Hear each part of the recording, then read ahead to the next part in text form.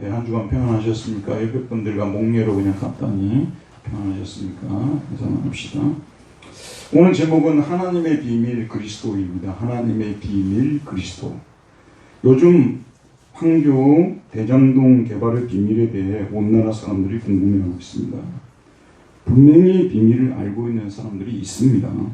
하지만 비밀이 공개되면 많은 사람들이 구속이 되거나 재산의 손실을 입는 등 큰 어려움을 겪게 될 것이므로 비밀을 알고 있는 사람들이 공개를 하지 않습니다.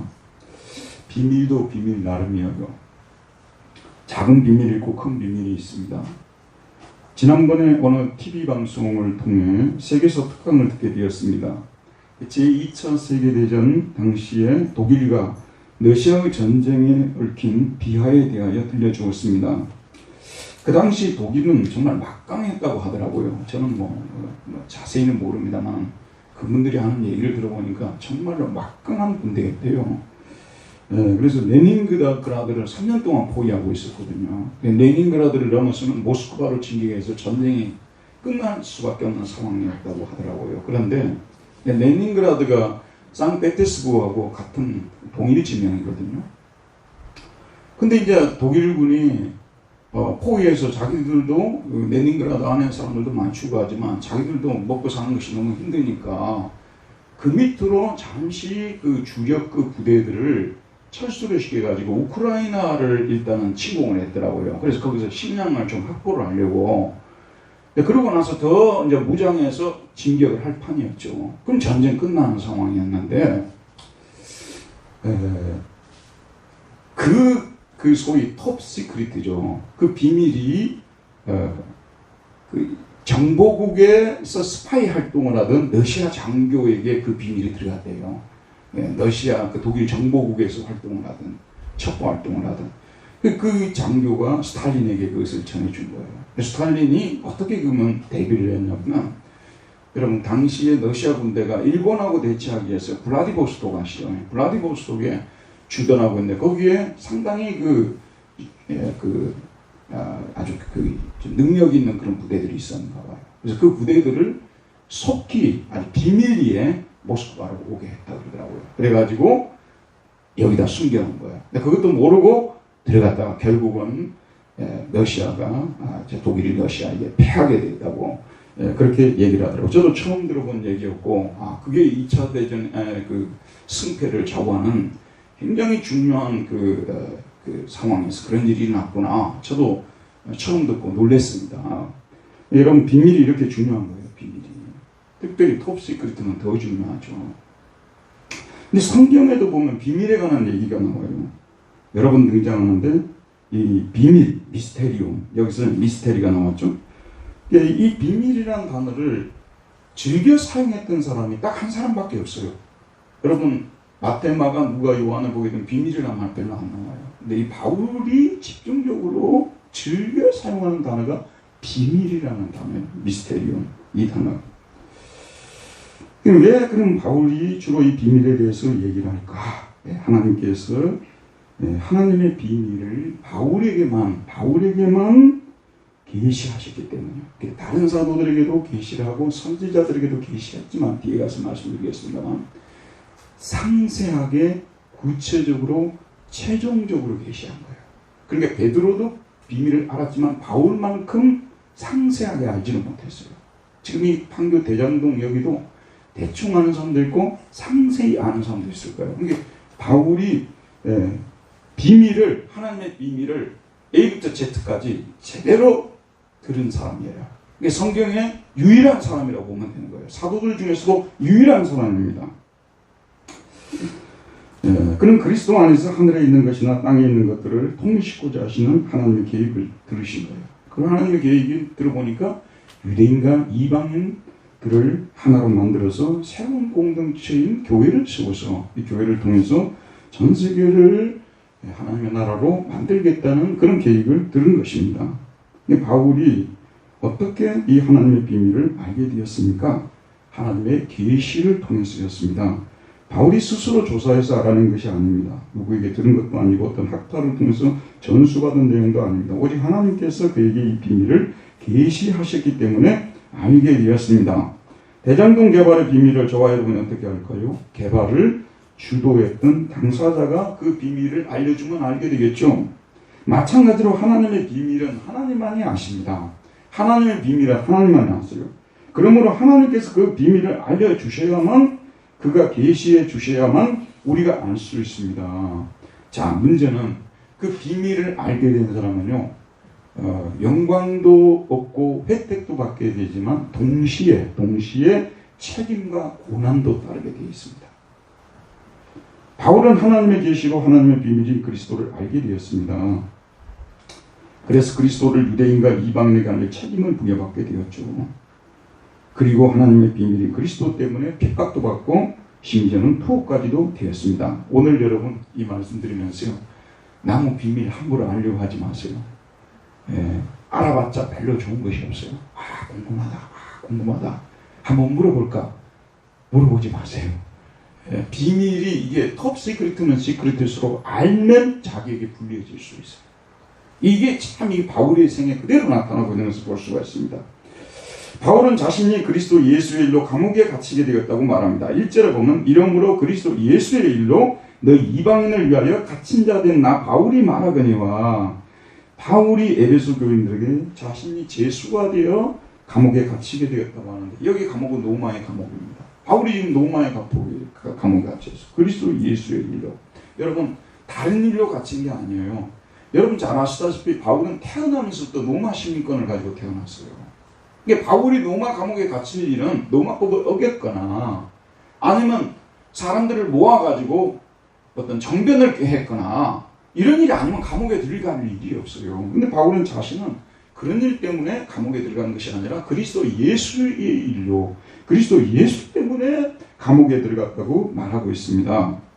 여러분, 여기까지 로마에 오기 전까지 사연을 잠깐 말씀드리면요, 본래 로마에 오기 전에 바울이 어디에 있었습니까? 지금의 이스라엘 땅, 유대 땅에 있었잖아요.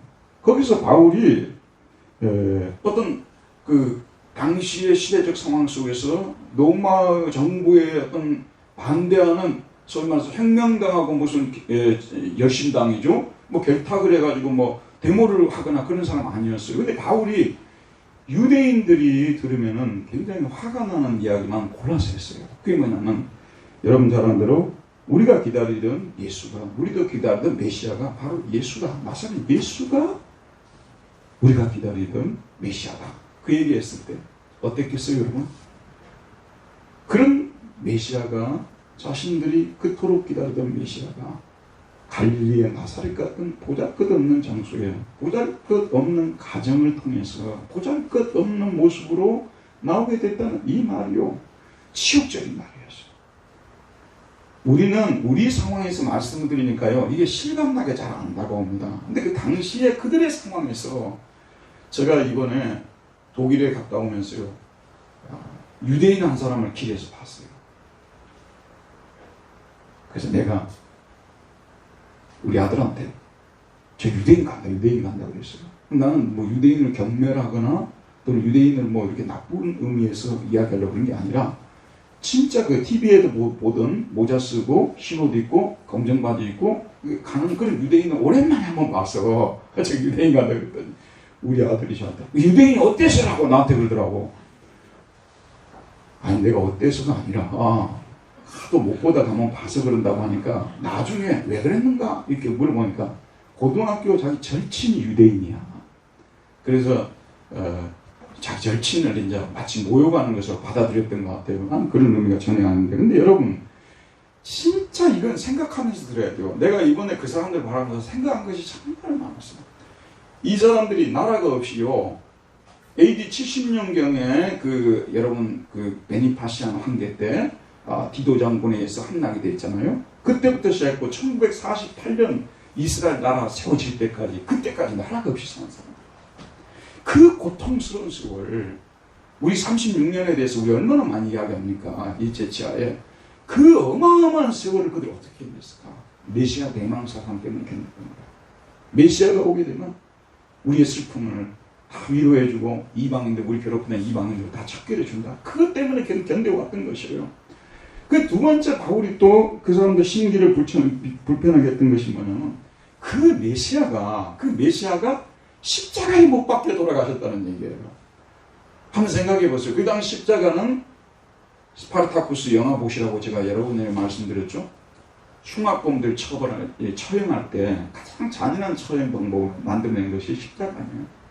근데 그들의 메시아가 십자가에 못 박히신 메시아가 바로 우리가 기다리던 메시아라고 얘기를 하니까 진짜 뒤집어졌을 거예요. 모욕을 해도 그냥 말로 할 수 없이 모욕을 했을 것입니다. 그 십자가에 못 박히신 예수가 우리를 구원할 분이다. 여러분도요, 가정에 자녀를 키우면 공부 잘하는 자녀도 있고 공부 좀 못하는 자녀도 있고 좀 똑똑한 자녀도 있고 좀 똑똑하지 못한 자녀도 있잖아요. 지금 한두 명만 가정을 예를 든 게 아니라 한 7, 8명이라고 생각하면 부모는 또는 주변 사람들도 다 그 집에서 제일 똑똑한 애가 그 집을 구원할 것이다. 이렇게 하면 아무도 말 안 하겠죠. 근데 그 집에서 제일 바보 같고 제일 공부를 못하고 제일 지금 행편없는 아이가 그 집을 구원한다고 만약 이야기하면 누가 동의를 하겠어요? 우리 가정을 모욕하는 얘기로 받아들이지 않겠습니까? 여러분, 근데 하나님 안에서는요, 사실은 여러분 가정에 골만이 썩히게 하는 그 자녀가 여러분 가정을 구원하고 있습니다. 이건 성경적으로 보면 그런 거예요. 성경적으로 보면 가장 힘들게 하니까 여러분 교회 한 번이라도 나오는 거예요. 모든 자녀가 그냥 뭐 다 잘 되고 좋게 되고 그러면요, 별로 속상할 일도 없고 주님 찾을 일도 별로 없어요. 이게 십자가의 역설이죠. 십자가의 역설이. 사실 우리가 따져보면 이걸 이해도 할 수 있어요. 이해 못할 일도 아니라 그런 말씀. 또 한 가지는 유대인들이 치가 떨리게 싫어하는 것이 뭐냐면 이방인이 구원받는다는 얘기예요. 이방인이 구원받는다. 이방인들은 이라크 사람들도 이방인이고요, 이란 사람들도 이방인이고, 애굽 사람들도, 이집트 사람도 이방인이고, 레바논 사람들, 시리아 사람들, 터키 사람들 다 이방인이야. 근데 유대인들이 얼마나 괴롭혔어요. 이가 갈리는데 그들도 구원을 받는다. 이렇게 바울이 전하고 다녔단 말이야. 이렇게 유대인들이 싫어하는 데만 골라서 한 거야. 그 다음에 또 한 가지. 그 어마어마한 세월이 거의 2000년 동안이라는 어마어마한 세월을 그 사람들이 율법 하나 붙잡고 그 자부심 때문에 우리 율법을 가진 민족이다. 이방인들은 법이 없는 사람들, 우리는 법이 있는 사람이다 하면서 어릴 때부터 율법을 준수했던 그들에게 율법을 통해서 구원 못 받는다. 율법을 구원받는데 아무런 도움이 안 된다. 예수를 믿음으로 구원한다. 이 한마디 한마디가요, 그냥 못으로 그냥 찌르는 말들이었어요. 그것도 이방인이 이런 얘기를 하면 덜 믿죠? 한때 차세대 지도자로서 각광을 받던 사도 바울이라는 사람이, 사울이라는 사람이 이런 유대인들이 듣기 싫어하는 얘기만 골라서 이렇게 얘기를 하니까 여러분 얼마나 고통스럽겠습니까? 그래서 결국은 유대 총독한테 결국 바울을 고소했잖아요. 근데 거기서 죽을 판이었어요. 근데 바울이 로마 시민권을 가졌기 때문에 로마 황제에게 항소를 한 것이에요. 내가 그럼 로마에 가서 재판을 받겠다. 그래서 로마 시민이기 때문에 처벌을 못하는 거예요. 그래서 할 수 없이 로마로 보낸 거 아니에요. 그래서 지금 현재 이 편지를 쓸 때는 이제 그 선고의 날을 기다리면서 감옥 생활을 하는 그런 상황에서 이 편지를 쓴 거예요.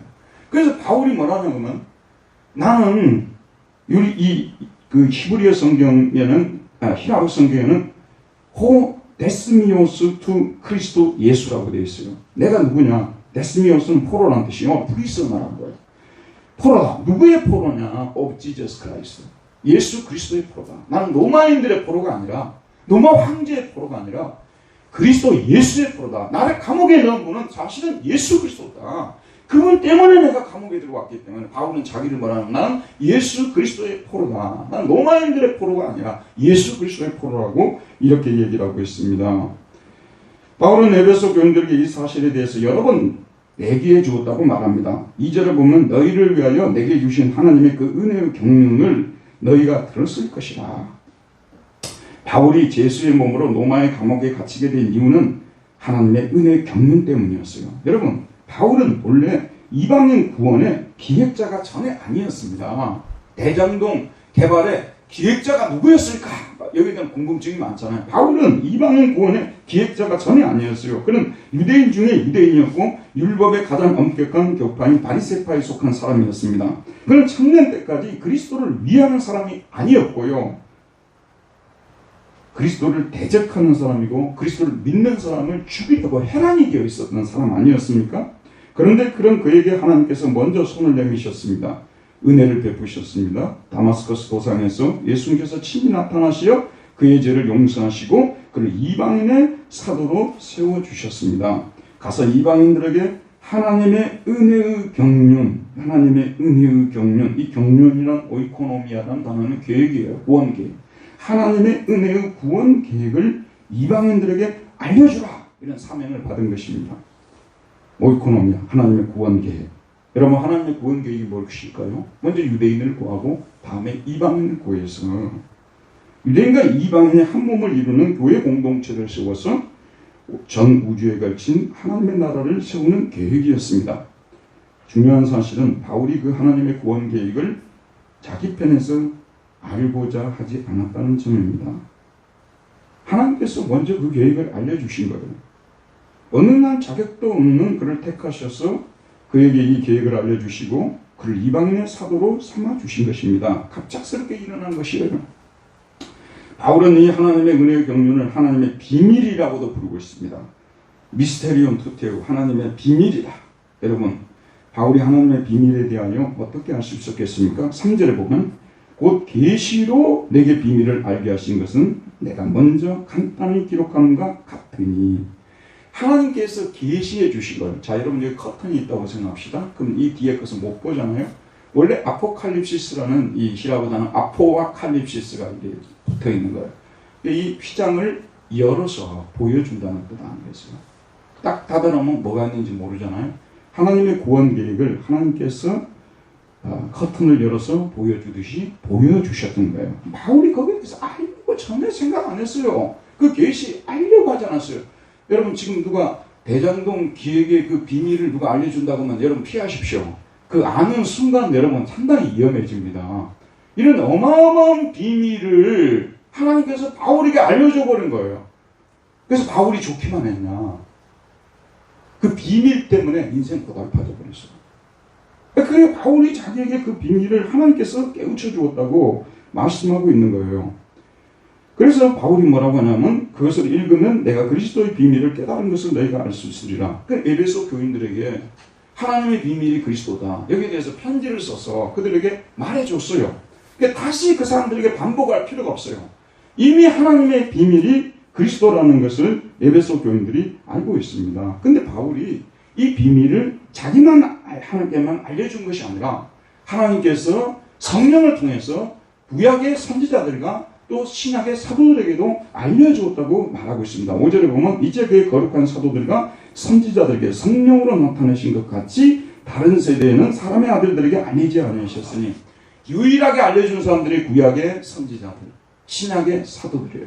근데 아까도 말씀드렸습니다만 순서적으로 보게 되면 바울에게 하나님께서 마지막으로 알려주신 거예요. 먼저는 선지자들에게, 그 다음에 두 번째는 누구예요? 사도들에게, 그 다음에 마지막에 하나님께서 바울에게 이 하나님의 비밀을 알려주신 것이에요. 근데 마지막에 알려줄 때 하나님께서 기획하셨던 이 세상의 구원 계획을 A부터 Z까지 상세하게 구체적으로 최종적으로 알려주셨기 때문에 하나님의 구원 계획을 사실은 전체적으로 보면 바울 한 사람만 제대로 합니다.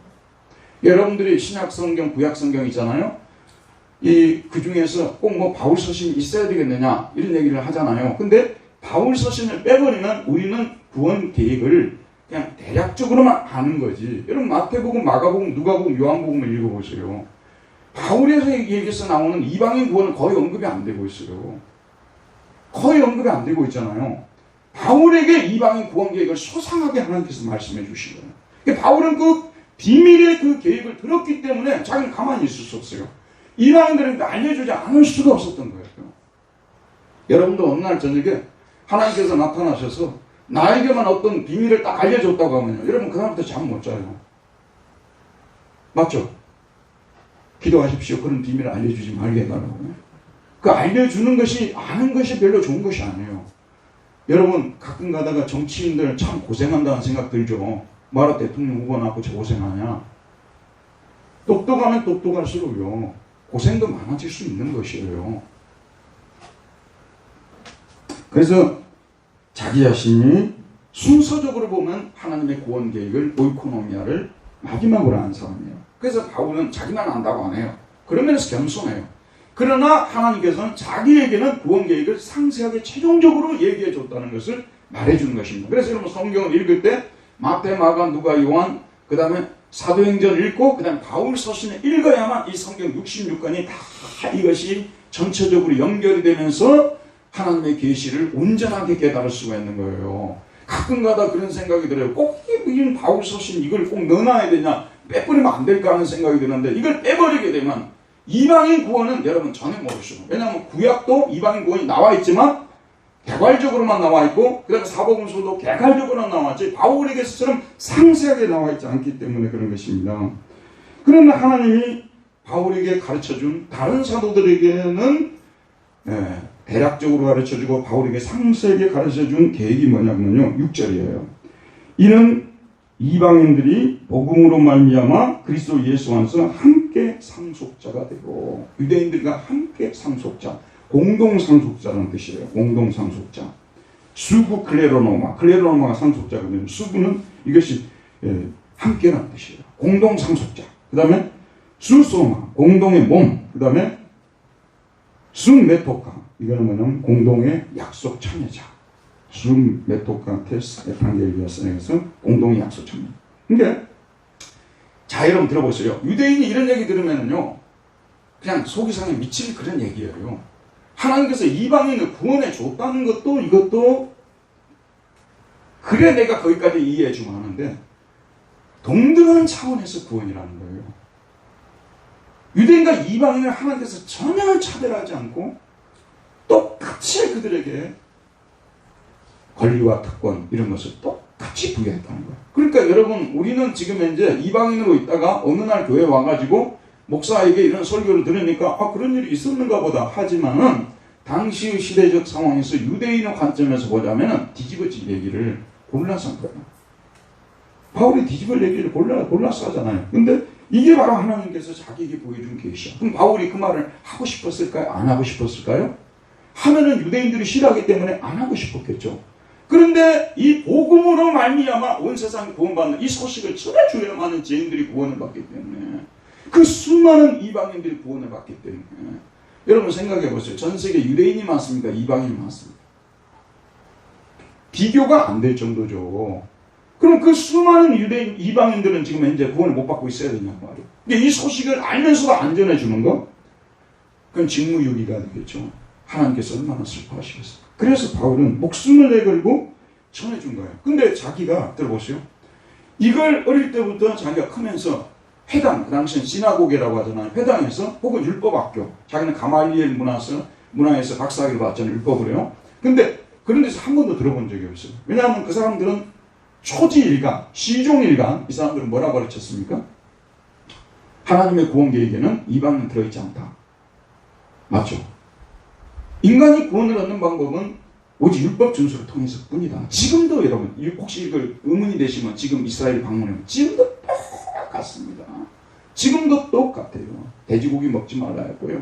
지금도 돼지고기 판매하지 않습니다. 현대 유대인들도 똑같아요. 그런 걸 알기 위해서는요, 그 세계 테마에 있는 거 좀 많이 봐야 돼요. 거기 못 가도 그런 게 다 나와요. 결국 지금도 똑같아요. 율법 준수 아니고서는 구원받을 방법이 없다고, 이렇게 이 사람들은 얘기를 하고 있습니다. 전혀. 그래서 어느 날 갑자기 다마스커스로 가다가 예수님이 나타나셔가지고, 나의 원래 계획에는 이방인들이 다 구원받는 게 들어있다. 이 말씀을 하니까 너 오늘부터 이방인 사도가 되라고 이렇게 말씀하신 거, 바울이 얼마나 당혹스러웠겠습니까? 그래서요, 바울이 정리하는 시간이 좀 필요하다고 생각했어요. 이대로는 자기가 이방인 사도의 일을 할 수가 없어요. 그래서 아라비아로 들어가서 3년 동안 집거하면서 거기에서 구약 계시를 연구를 한 거예요. 막 연구를 하면서 보니까 아니나 다를까 예수님이 말씀하셨던 대로 믿음으로 구원하는 도리가 이미 창세기부터 나오고 있다는 사실, 여기에 대해서 확신하게 된 거예요. 그래서 아라비아의 그 3년 동안의 기간이 필요했던 것입니다. 그래서 그 확신하고 이방인 구원은 원래 구약부터 있었던 거구나. 갑자기 나온 게 아니구나. 신약과 구약이 충돌하는 것이 아니구나. 여기에 대해서 확신을 가지고 그는 내가 그러면은 이제는 내가 정말 이 그리스도의 복음의 일꾼으로 살아야 되겠구나. 바울은 그 전까지요. 인간이 구원을 받는 유일한 길은 율법밖에 없다고 생각했어요. 그래서 율법 준수의 방법 외에는 다른 방법 일체 없다고 생각했어요. 그런데 자기 생각을 바꾸고 이제부터는 내가 복음을 위해서 일하는 복음의 일꾼이 되겠노라. 그게 7절이에요. 이 복음을 위하여 그의 능력이 역사하는 대로 내게 주신 하나님의 은혜의 선물을 따라 내가 일꾼이 되었노라. 이건 자기가 일꾼이 되게 된 것이 자기가 배운 것도 많고 경험도 많고 로마 시민권도 가지고 있고 그래서 하나님께서 일꾼으로 임명한 것이 아니라 은혜의 선물이에요. 은혜의 선물. 자기가 이렇게 일꾼이 된 것은 하나님이 은혜로 용서하시고 또 이 선물까지 안겨주셔서 나를 이방인의 일꾼으로 하나님의 복음의 일꾼으로 만들어 주셨다고 말하고 있고 여기에 대해서 에베소 교인들에게 얘기했다는 것이 자 정리해 볼게요. 예수님께서 이 땅에 계실 때 수많은 스캔들이 따라다녔습니다. 스캔들이라는 게 뭐냐면요. 원래 히라고 스칸달로서 여기서 스캔들이 나왔잖아요. 화나게 하는 거, 거치게 하는 거, 넘어지게 하는 거. 어떤 가수가 스캔들이 났다 그러면 그것으로 넘어져 버리는 거예요. 본인은 그걸 들으면 막 안 했다고 우길 정도로 화가 나는 거예요. 그게 스캔들이에요. 예수님의 3년 동안의 공생에서 스캔들이 계속 따라다녔어요. 바울의 생애를 보세요. 바울이 유대인 바울로 머물렀다면요. 스캔들이 거의 없었을 것이에요. 개종을 한 이후부터 바울에게는 끊임없이 스캔들이 따라다녔다는 것을 알 수 있습니다. 바울에게 있어서 아킬레스건이 뭐였냐면요. 바울이 사도라는 이것이 즉 사도직에 대한 이게 아킬레스건이 있어요. 이게 아킬레스건이에요. 왜 그러냐면 여러분이 아시다시피 12사도를 12제자를 사도라고 하잖아요. 3년 동안 예수님을 따라다닌 사람들이잖아요. 그 중에 한 명이 체인지 됐지만 3년 동안 예수님을 따라다닌 사람들 맞죠? 근데 바울은 따라다닌 적이 있습니까? 없습니까? 없죠. 오히려 핍박하고 믿는 사람 죽이려고 했죠. 근데 자기가 다마스커스 선상에서 예수를 만나서 사도가 되었다고 하고 예수 그리스도의 사도 바울은 이런 식으로 편지도 쓰고 그래서 유대인들이 오면은 항상 이 사실을 강조하면서 얘는 진정한 사도가 아니다. 그게 아킬레스건이었어. 아킬레스. 근데 어떤 목사님이 미국에 유학을 갔어요. 갔는데 이게 공부가 안 되니까 이게 어떻게 브로커를 만나고 내 실제 그런 사람 봤어요. 그래갖고 한국의 유명한 큰 교회 목사님이 됐는데 나중에 누가 그걸 파헤쳐가지고 아웃돼 버릴 경우들이 있어요. 그러니까 이 아킬레스건을 건드는 거예요. 얼마나 참 이게 힘이 들었겠습니까? 진짜 사도는 아니라고 이렇게 얘기해요. 그다음 바울이 전하는 복음 이것도 이게 바울이 전하는 이 복음 메시아가 예수가 메시아다. 그가 십자가에 못 박혀 돌아가셨다. 하나님은 본래부터 이방인을 구원하기 위해서 계획을 하신 분이시다.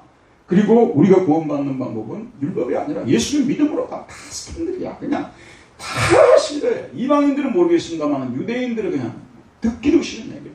심지어 헬라인들도 싫어했어요. 왜냐하면 헬라인은 지혜를 구한다고 했잖아요. 필로소피아. 지혜를 사랑하는 사람들 아니에요? 근데 어떻게 세상을 구원할 자가 그 죄인들이 흉악한 죄인들이 죽는 십자가에 못 박혀 돌아갈 수 있냐고. 이것도 이방인들에게도 이거 스캔들이에요. 그러니까 스캔들 이 제조기야. 우리 요즘 말하는 스캔들 제조기. 가는 곳곳마다 바울은 요거들 먹고 요거들 말만 골라서 요거들 말만 골라서 제가 예전에 그런 일이 있어요. 여기 처음에 와가지고 이제 제가 나온 학교에 원서를 이렇게 내려고 하니까 이 노예에 이 정치를 잘 하시는 분이 있어요. 그분이 이제 나한테 전화를 해가지고 당신은 그 당시 이사장님이 계셨어요. 그 이사장이 싫어하는 요소만 다 가지고 있다. 독일에서 공부했다는 거, 죽도록 싫어하는 루터를 공부했다는 거, 또 어느 지방 출신이라는 거, 다 그런 것만 다 가지고 있기 때문에 내봤자 아니나 다니까 내봤더니 이미 내정된 자가 있었던 거예요. 근데 나중에 그 사람 감옥 갔어요. 그래서 제가 좀 마음이 풀렸어요.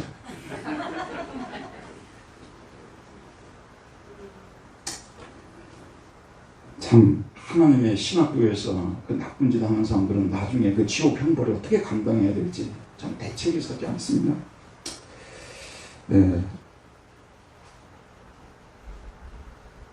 바울이 에베소 교인들에게 이런 얘기를 다 설명해 줬는데 여러분 자꾸 와가지고 바울의 사역을 방해하는 사람들 유대인들이었잖아요. 그래갖고 에베소 교회를 세워놓으면 그 사람들 만나가지고 그냥 사회생활 하는 사람들 아니에요. 그거다 내놓고 이 사람은 사도가 제대로 된 게 아니고 이 바울이 전하는 복음은 이거는 열등하는 복음이고 이거는 제대로 된 복음이 아니고 이렇게 쑤셔놓으니까 에베소 교인들도 부안해동돼가지고 바울을 예전에는 그렇게 대하지 않았는데 갑작스럽게 바울을 이상하게 막 대하는 거예요. 그래서 참 바울이 선교사로서 살면서 속상한 일이 많았어요. 감옥에서 몸으로 고생하는 이것 때문이 아니라요. 자기가 세운 교회 교인들로부터 좋은 얘기를 못 듣게 되는 거예요.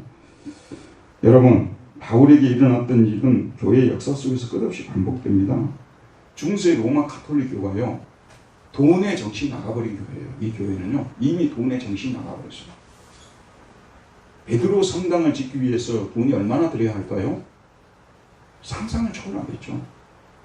그래서 면죄부를 발행을 한 게 된 거예요. 근데 면죄부는 원래 이게 행위구원의 맥락에서 나온 거예요. 요한계시록 3장에 보게 되면 마지막 날에 내 행위대로 판단을 심판을 받을 것이라는 말씀이 나와요. 면죄부 봉사들이 그 말씀 계속 전했어요.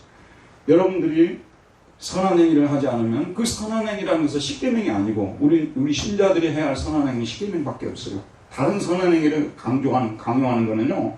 수도원에다가 돈 내라든지 또는 수도원에서 고행을 하라든지 그런 거는 우리가 순종할 필요가 하나도 없어요. 원래 하나님께서 우리에게 원하시는 선행은 십계명밖에 없어요. 여러분 여기에 대해서 정리하고 있어야 됩니다. 하나님 사랑, 이웃 사랑 가르치는 그 선행밖에 없어요. 예를 들어서 여러분들 보고 성경에 없는 그런 선행을 하라고 강요를 한다면 순종할 필요가 없는 거예요. 이해가죠? 그러니까 루터가 나와가지고 그건 아닌데 그리고 어떻게 인간을 구원해 주는데 결국은 돈 내고 구원을 받을 수 있느냐 이런 얘기를 하게 된 것이죠. 그래서 행위 구원을 공격하면서 우리가 구원을 받는 것은 우리 인간의 행위, 선행을 통해서가 아니라 예수를 믿음으로 구원을 받는다. 오늘 우리 현재 환경에서는요 이 말이 전혀 우리에게 와닿지 않아요. 그런데 그 당시에는 행위 구원이 그냥 온 세상을 덮어버렸어요. 그리고 면죄부 사지 않으면 구원받을 길이 없고 우린 연옥 가가지고 엄청 고생해야 된다고. 그래 그 당시 사람들이 지옥보다 연옥을 더 두려워했다 그러잖아요. 연옥에 있는 자기 조상들을 더 풀어내기 위해서 면죄부를 또 사야 돼요. 또 평생도록 용서를 받는 또 면죄부를 팔고요. 이렇게 해가지고 베드로 성된 이 돈을 모았던 거 아니겠습니까? 근데 루터가 그런 거 할 필요가 없다. 우리는 그런 선행을 하라고 성경에 말한 적도 없고 우리는 예수를 믿음으로 구원받는 거지 선행으로 구원받는 것이 아니다. 선행은 믿는 자들이 믿는 자임을 하나님이 성실하시고 하나님이 좋으신 분임을 알려주고 그 다음에 이웃을 행복하게 해주기 위해서 이웃을 기쁘게 해주기 위해서 선행은 우리에게 필요하다. 그러나 우리가 구원을 받기 위한 조건으로서 선행은 아니라고 바울 연구를 통해서 이걸 배운 거예요. 바울 연구를 통해서 이것을 공부를 하면서 비텐베르크 대학 교수가 되면서 이걸 배운 거예요. 여러분 지금 이신칭이 믿음으로 구원한다는 말 우리 시대에는 아무런 반향이 없어요. 그런데 독일 사람들이 쌍수를 들고 막 환영을 한 거예요. 루터라는 사람을. 왜 환영했겠어요? 돈 내지 말라니까. 그렇게 해서 이태리 사람들이 교황은 대부분 이태리 사람들이었거든요. 이태리 사람들이 돈을 다 뜯어가는 거예요. 그러니까 독일 사람들이 막 분노가 일어나도 참고 있었는데 자기 구원 문제가 걸려 있으니까. 근데 우리 돈 안 내도 된다. 우리가 구원받는 건 예수 믿음으로 구원받는 것이다. 우리가 선행을 하는 것은 구원의 조건이 아니라 구원의 열매로서 선행을 하는 것이다. 선행의 동기를 루터는 비판했어요. 여러분도 보세요. 누구야 안 좋은 동기로 나한테 접근해가지고 선행을 하면요. 나중에 그거 알게 되면 너무너무 불쾌한 거예요. 근데 그 사람은 정말 깨끗한 마음으로 전혀 나한테 뭘 바라지 않고 선을 베풀더라. 내가 너무너무 행복한 거예요. 여러분 우리 잊지 맙시다. 이번 한 주간을 지내면서요. 우리 이웃을 좀 행복하게 해주기 위한 선행을 하도록 합시다. 이런 선행은 쌓이면 쌓일수록 나도 기분 좋고 받는 쪽도 기분이 좋은 거예요. 이 루터가 이런 얘기라.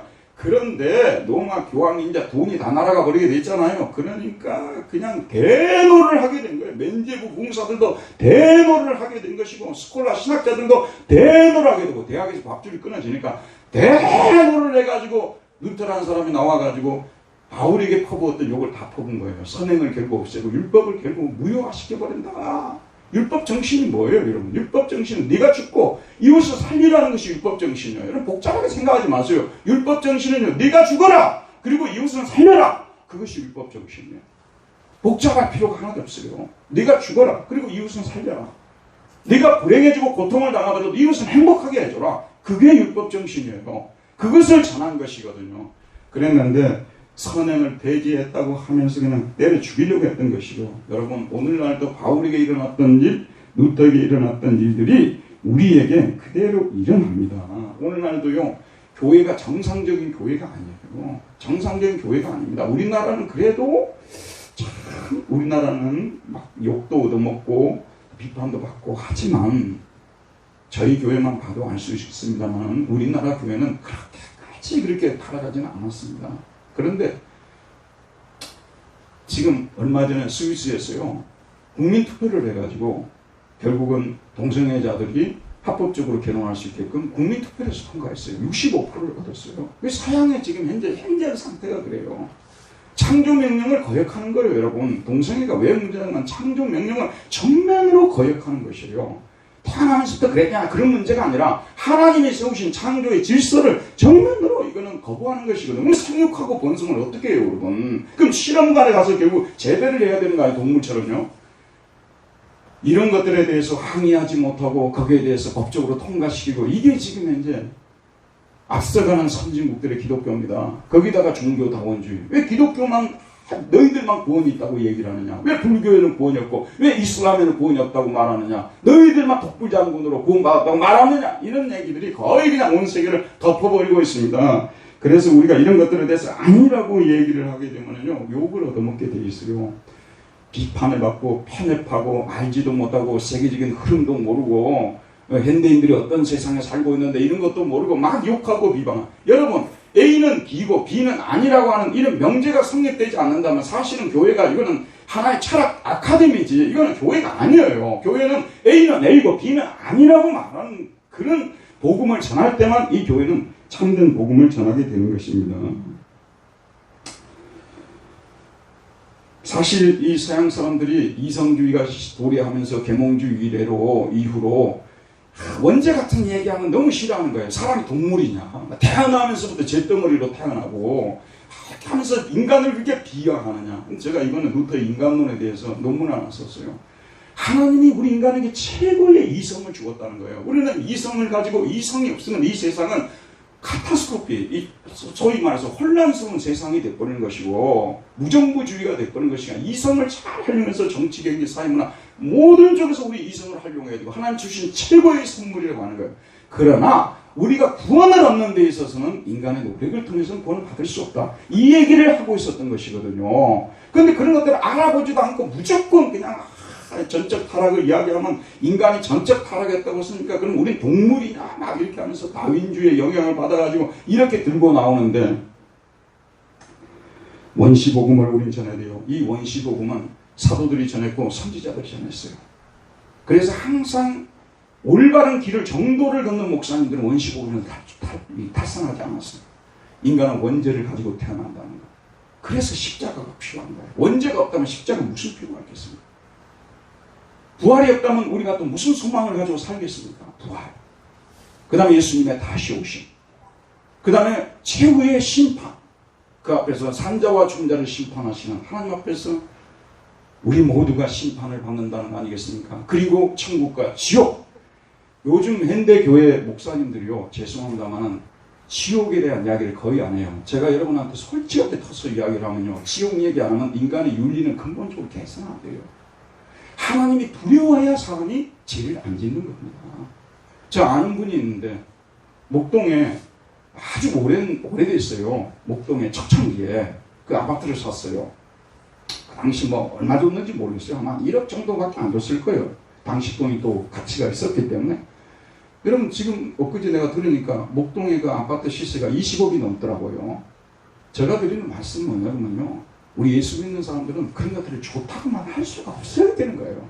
나는 우리 시대에 그런 것들을 팔아서 가난한 자들에게 주는 사람 한 사람이라도 봤으면 좋겠어요. 수많은 사람들이 기독교가 이래야 되고 기독교가 저래야 되고 기독교인들이 선해야 되고 어쩌고저쩌고 하는데 그런 상황 자기가 슬그머니 다 받아들여요. 그리고 다 취해요. 그리고 그 중에 일부를 하나님께 드리고 그 중에 일부를 이웃에게 드리면서 나는 다 할 바를 다 했다. 자, 여러분, 저도 그렇고 여러분도 그렇고요. 우리 모두가 다 이러한 정말 하나님 앞에서 부끄러운 존재들입니다. 근데 우리가 이런 세상에서 참된 복음을 전하고 그래 이런 문제들에 대해서 어디서 우리가 답을 얻을 거예요? 지옥이 없다고 하면은요, 우리는 정말 그런 데 대해서 특별히 다른 사람에서 내가 나쁜 짓 하지 않는데 그게 뭐가 문제냐고 이렇게 할 수밖에 없어요. 그러나 산자와 죽은 자를 심판하시는 하나님이 계시고 마지막 날에 우리가 하나님 앞에 섰을 때 정말 부끄러운 구원은 받지 말아야 되지 않겠느냐 하는 생각을 가질 때 윤리적 갱신이라든지 윤리적 회심이 일어난다고 저는 보거든요. 그래서 지옥을 전하지 않는 복음은 참된 복음이 아니에요. 그런데 유시강 목사들은 이럴수록 지옥은 안 전하는 거예요. 지옥은. 이런 것들은 아주 무시강 동네에서나 전하는 것처럼 이렇게 하고 있어요. 그러나 미국의 존 파이프 목사님이라든지 영국의 로이드 존스 목사님이라든지 이렇게 하나님의 종들 지금도요 21세기에도 여전히 지옥을 전하고 있어요. 그런 목사들도 있다는 것을 여러분 알아야 됩니다. 이거는 좀 시대에 뒤떨어진 사람들만 지옥을 전하는 게 아닙니다. 우리가 이 땅에 이렇게 복음을 전하고 가면요 사탄이 그냥 가만두질 않아요. 이렇게 원시복음을 제대로 전하려고 하면요 사탄이 가만두지 않습니다. 그래서 어떻게 쓰는지 바울을 공격해서 깎아내리고 루터를 공격해서 깎아내리듯이 원시복음을 전하면 깎아내요. 내가 언젠가 그런 생각을 한 적이 있다니까요. 가만히 이제 제가 베를린에서 목회를 하면서 한 3, 4년 됐는데 교회가 그 당시 15명 모이는 교회가 한 7, 80명 모이게 됐어요. 이게 부흥하는 교회라고 하고 막 그랬는데 신천지가 들어와가지고 그때는 신천지다 몰랐어요. 하도 윤리도덕적으로 말도 안 되는 행동을 하니까 위에 교인들이 들고 일어난 거 이거는 말도 안 되는 어떤 그런 반윤리적인 그런 말들을 퍼뜨리고 다니냐고 하면서 그래서 주의를 줬는데 결국은 본인이 나가버린 것이거든요. 저를 저주하고 나가버렸죠. 그리고 저에 대해서 온갖 안 좋은 얘기를 아니 이제 우리 식구가 들어보니까 중학생들도 우리 교회가 이상한 교회고 막 이런 얘기를 하고 다니고 저를 막 욕하고 다니고 그래서 제가 어느 날 너무 슬프더라고요. 무슨 생각인 줄 아십니까? 제가 초등학교, 중학교, 고등학교, 대학교 다니면서 칭찬을 많이 받았지 욕을 별로 안 얻어먹은 사람 여러분 믿거나 말거나 물론 욕하는 사람들도 있었겠지만 그래도 주변 사람들이 나쁜 사람이라고는 하지 않았어요. 내가 남한테 별로 욕 얻어먹고 살아본 적이 없어요. 그랬는데 내가 전하는 복음 때문에 나는 욕 많이 얻어먹었어요. 엄청 욕 얻어먹고요. 사실 가만히 내가 이렇게 가만히 들어보게 되면 내가 그렇게 이상한 목사 아니거든요. 그런데 사탄이 그렇게 만드는 거예요. 여러분 적용을 또 시켜볼게요. 여러분 개개인도 보세요. 특별히 여러분들이 하나님 앞에서 내가 특별히 무슨 죄를 막 우리가 현미경으로 들여다볼 수도 없잖아요. 내가 특별히 하나님께 이미 회개됐고 특별히 내가 회개할 것이 그렇게 떠오르지 않는데도 내가 예수를 믿고 난 후에 내 삶은 여전히 힘들고 여전히 내 마음에 고통스러운 일이 있고 또 이렇게 환난과 역경이 우리 교회 가정에는 또 떠나지 않고 또 우리 교회에도 다 이런 일들이 나고 이런 것들을 생각해 보잖아요.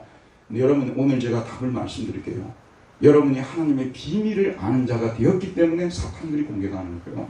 비밀을 그래서 쉽게 알지 말라고 했잖아요. 그래서 여러분도 비밀을 알려달라고 한 적이 없었어요. 근데 어느 날 하나님께서 여러분들에게 비밀을 알려줘 버린 거예요. 그 비밀이 바로 누구라고요? 예수 그리스도가 비밀이라는 거예요.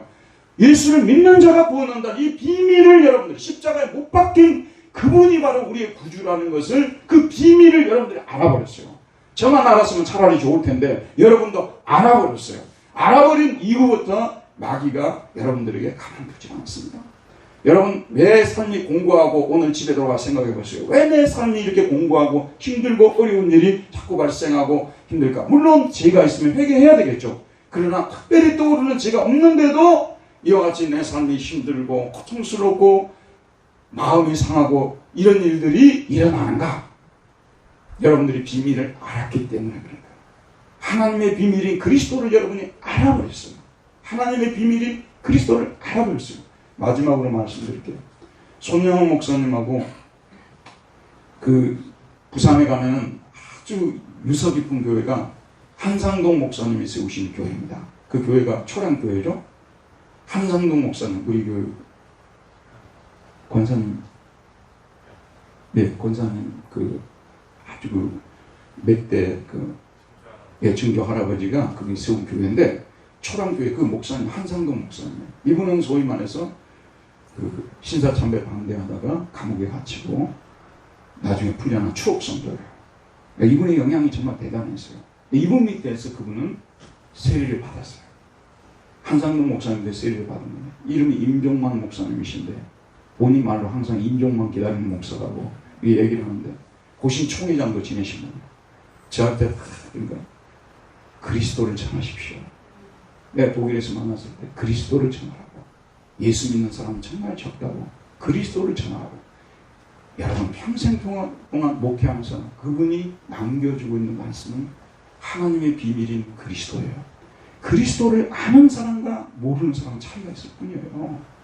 저와 여러분이 어쩌다가 그리스도를 요즘 어쩌다 어른 뭐 이런 거 있잖아요. 어쩌다 그리스도를 알게 된 거예요. 어쩌다 그리스도인이 된 거예요. 이제부터는 여러분들에게 쉽게 삶이 펼쳐지지는 않습니다. 그러나 여러분이 위로를 받으십시오. 제가 예전에 그런 욕을 얻어먹고요. 그런 그 애들한테 그런 욕을 얻어먹어요. 뒷날 새벽에 성경을 보고 기도를 하는데 눈물이 팍팍 쏟아지는 거예요. 여러분 우리 주님이요. 우리가 고난당할 때 너무너무 우리를 슬퍼하시고 우리를 곁에서 우리를 위로해 주시고요. 솔직하게 말씀드리면요. 고난도 역경도 없으면 위로도요. 그 거짓말 위로예요. 근데 고난과 역경이 여러분들 따르고 예수님 때문에 그리스도 때문에 받는 능력과 멸시를 당할 때 주님이 결코 가만히 계시지 않습니다. 여러분에게 넘치는 위로를 해주시는 것입니다. 그뿐만 아니라 나중에는 우리를 신령한 육체로 다시 부활시키셔서 영원한 하나님 나라에서 살도록 만드는 거예요. 내가 요즘 와서 그런 생각이 많이 드는 거예요. 어쩌다 내가 60이 넘어버렸나. 어쩌다 60이 넘어버렸나. 인생은 짧다. 예수는 긴지 모르겠습니다만 인생은 짧다는 것이 정말 와닿는 거예요. 그러면 우리가 지금 세상에서 바랄 수 있는 것이 뭐겠느냐. 우리의 희망이라는 것이 뭐냐고 말이에요. 우리가 부활을 믿지 않는다면, 영원한 천국을 믿지 않는다면 인생이라는 것이 죄송한 표현입니다만 정말 뭐 있냐고 말이에요. 이 인생 속에요. 그러나 우리에게는 영원한 소망이 있습니다. 천국이 있고 부활이 있고 저와 여러분 여기 신앙생활 하던 분들 다 함께 천국에서 신앙생활할 날이 올 것이라고 저는 믿습니다. 이런 은혜가 저와 여러분 모두에 있기를 바랍니다. 은혜로우신 우리 하나님 아버지, 오늘도 생명의 말씀을 통해서 하나님의 비밀인 그리스도를 우리에게 알려주심을 감사드립니다. 이 비밀 때문에 기뻐하고 이 비밀 때문에 슬퍼하는 인생 우리 하나님 아버지 펼쳐질 것이나 끝까지 하나님의 비밀인 그리스도를 붙잡고 승리하는 우리 모두가 되게 하여 주옵소서. 예수님 이름으로 기도했습니다. 아멘. 다 같이 찬송가 부르시겠습니다.